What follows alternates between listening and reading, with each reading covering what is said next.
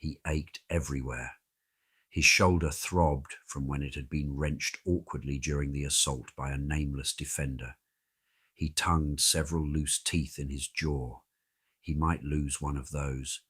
Innumerable nicks, cuts, scrapes and bruises covered his arms and torso. Nothing serious. Although I definitely have broken a finger or two, he thought, examining the dirty wrapping around 2 fingers on his left hand. But it was the tiny sliver of a splinter that had worked its way down the side of a fingernail that stung like an absolute bastard.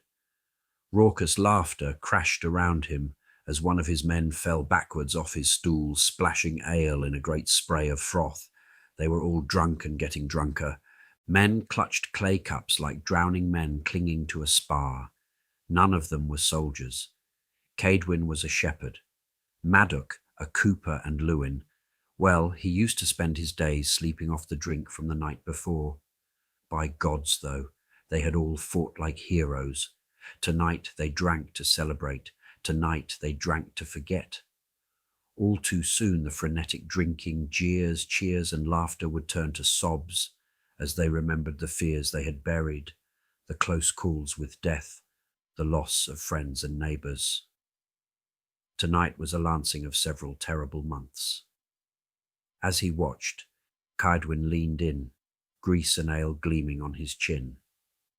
Lewin here says he's not going back to coopering, says he's taking up poetry. Laughter rolled from the benches. Someone spat ale. Aye, Lewin grinned. Something short. Lament of the bloody finger. First line goes, ah, shit.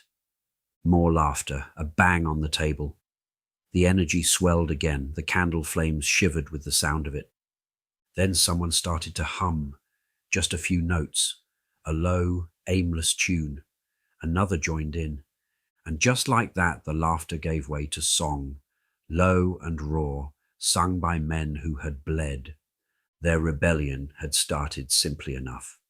Simple men and women who had just reached their limit.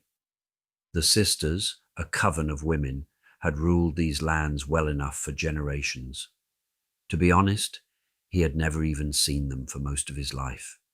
They were just there, or more accurately, in their stronghold down the river and a couple of valleys away. Fat functionaries, guarded by soldiers, would turn up once a year and count sheep, baskets of grain, hear some complaints about boundaries, water access rights, or something mundane, and then wander away. He remembered the change. They came more often. Instead of just counting, they started taking. Not just sheep and grain, but young men. Something about a border war. The fat functionaries were replaced by thin, sour-faced men. The armed men accompanying them started giving out beatings in reply to questions and complaints. A few bad seasons, and real starvation started biting. He reflected that people can tolerate a lot, but looking into the hollow eyes of their starving children was probably the limit. Tempers snapped, and months of swallowed pride and injustice exploded in violence. Reprisal came swiftly. The sisters sent soldiers. They were met with farm tools and determination. Then it was just one bloody fight after another, like a boulder rolling downhill, unstoppable. They found themselves storming the sisters' stronghold. Word came that the sisters had fled and they were standing in the main hall, wondering what had happened. They had won. A light hand on his shoulder made him flinch for a weapon that was no longer at his side.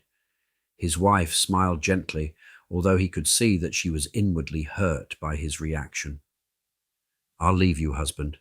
Try not to drown in an ale barrel." She smiled to take any sting out of the words. As she walked up the stairs, he half rose to follow her.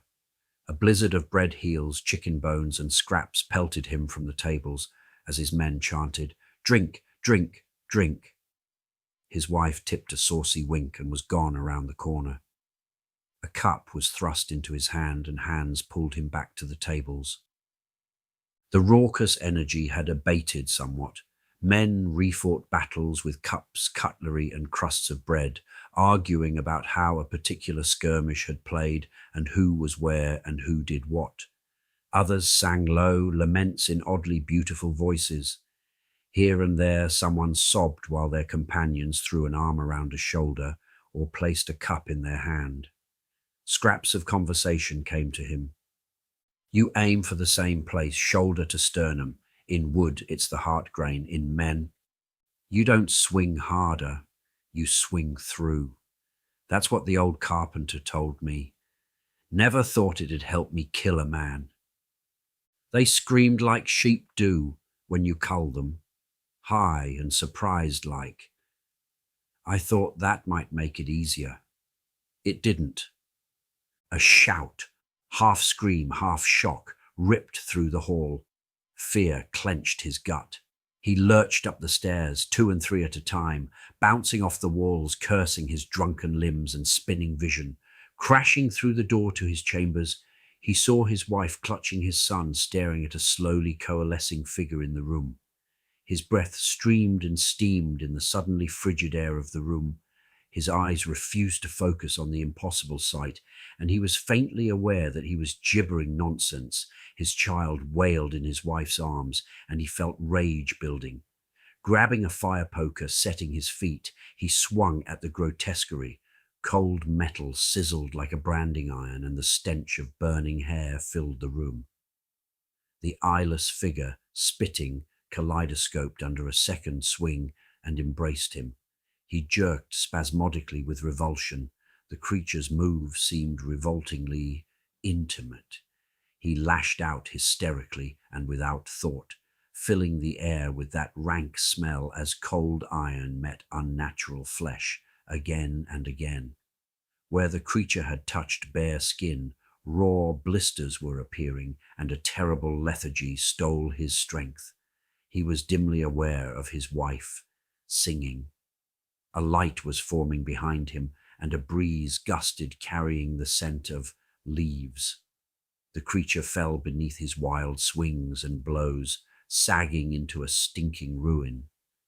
His shout of triumph stuck in his throat, strangling at the sight of several more manifesting forms emerging from the dark corners of the room. The truth hurt more than any blow taken in battle.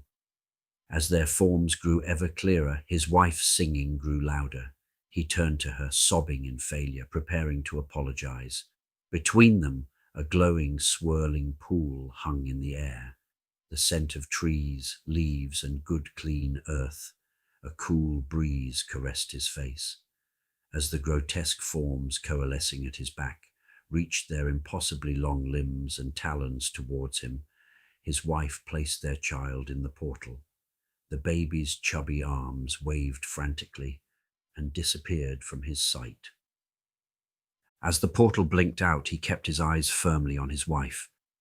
In the hall below him, he heard surprised voices, then confused shouts, then screams. The talons struck.